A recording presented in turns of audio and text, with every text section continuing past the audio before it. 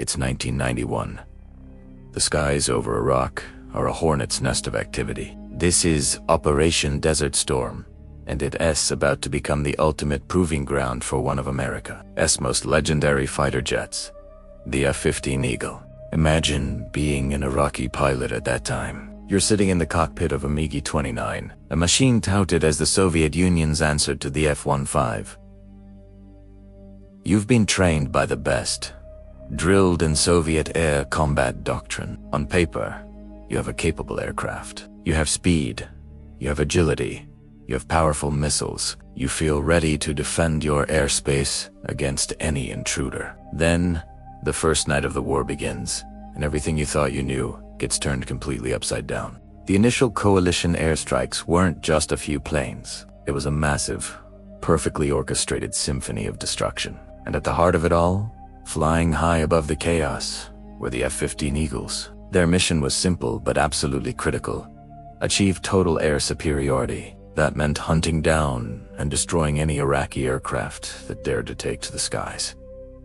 And hunt they did. The first kill of the war went to an F-15C, and then another, and another. In the opening days, the kill-to-loss ratio was staggeringly one-sided. Iraqi pilots would take off, climb to altitude, and then disappear from radar. Their ground controllers would lose contact. Their wingmen would see a flash in the distance, and then nothing.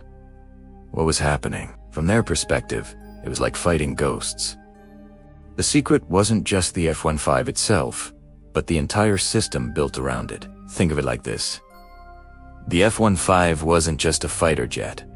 It was the sharp end of a very long spear. Holding that spear was the Oga Siesta airborne warning and control system. These flying command posts orbited safely hundreds of miles away, their powerful radars painting a complete picture of the entire battle space. They could see everything. They knew where every Iraqi plane was, where it was going, and how fast it was flying. So, picture this. An F-15 pilot, Captain Mungo Howard, is on patrol. His own radar is powerful, but he doesn't even need to turn it on yet. A calm voice comes over his headset from the AWACS controller. "Mungo, you have a contact. Bedding 090 70 miles. Bandits, my G-29s." The F-15 pilot now has a massive advantage. He knows where the enemy is, long before they have any clue he's there. The Iraqi MiGs, on the other hand, were relying on their own less powerful radars and ground control systems that were being systematically blinded by coalition jamming and bombing. As the F-15s closed the distance, they still remained invisible. The Iraqi pilots were scanning their screens, looking for a telltale radar lock, but they found nothing. The American pilots were using tactics that exploited this very weakness. They would approach, get within missile range, and fire their AIM-7 Sparrow missiles without ever giving the MiGs a radar warning. The first indication an Iraqi pilot had that he was under attack was the sight of a missile streaking towards him, or worse, the explosion that tore his aircraft apart. This was a profound psychological shock. Soviet doctrine taught these pilots that a dogfight was a duel, a dance of skill and maneuver. But this wasn't a duel. It was an ambush, executed with cold, technological precision from beyond visual range. There was no dance, no chance to fight back. One captured Iraqi pilot later recounted the sheer terror and confusion. He said they felt like they were being swatted out of the sky by an invisible hand. But what if they did manage to get close? What about the legendary dogfighting capability of the MiG-29? Well, even there, the F-15 had an edge. The Eagle is a massive aircraft, but it's deceptively agile. With its powerful twin engines and advanced flight controls, it could outturn, outclimb, and out-accelerate almost anything it came up against.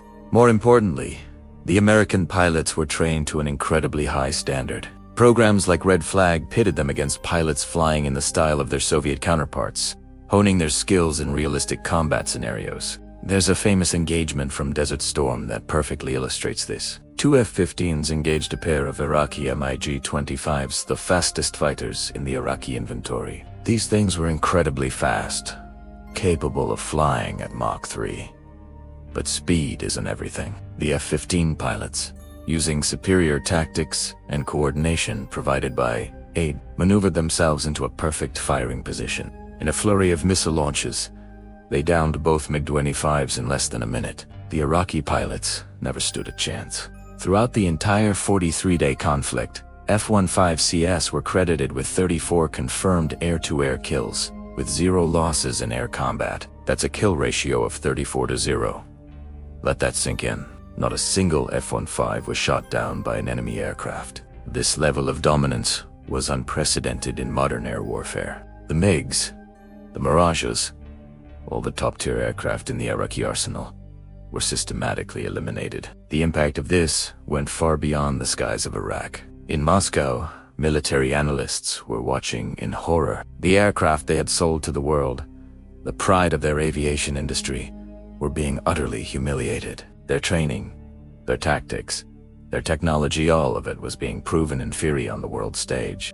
It wasn't just a military defeat for Iraq. It was a devastating blow to the reputation of Soviet military hardware. For years, the MiG-29 had been marketed as a world beater. Desert Storm proved it was anything but when faced with a fully integrated and technologically superior opponent. This revelation had huge geopolitical consequences.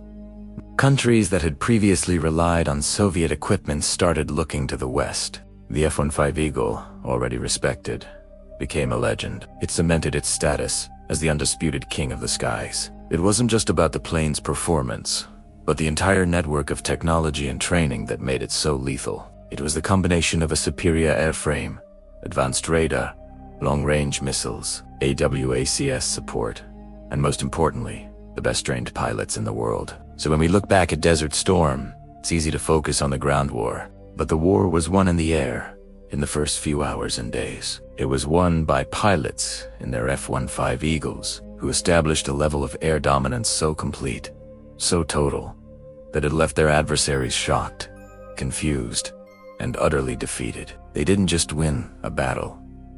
They redefined what was possible in modern air combat, and the echoes of that shockwave are still felt in air forces around the world today. The story of the F-15 and Desert Storm is a powerful lesson in how technology, training, and strategy come together to create true dominance. It is a reminder that the best machine is only as good as the system behind it and the pilot in the cockpit. Thanks for watching, and if you enjoyed this look into aviation history, make sure to like, subscribe, and hit that notification bell for more stories like this. See you next time.